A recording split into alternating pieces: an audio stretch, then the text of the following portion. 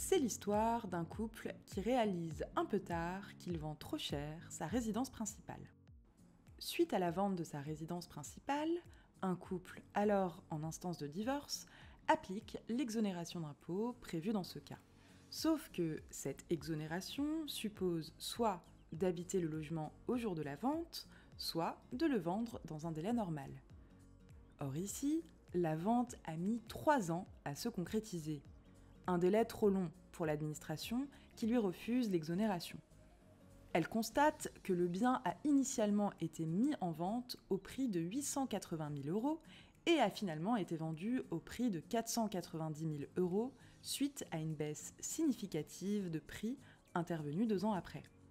Ainsi, faute d'avoir ramené dans un délai raisonnable le prix de vente souhaité au prix du marché, le couple n'a pas tout fait pour vendre sa résidence dans les meilleurs délais. Le couple se défend car, selon lui, le marché immobilier était extrêmement fluctuant au cours des années de mise en vente. Ce qui ne convainc pas le juge qui refuse l'exonération. Le couple n'a ici pas tout mis en œuvre pour vendre sa résidence dans un délai raisonnable.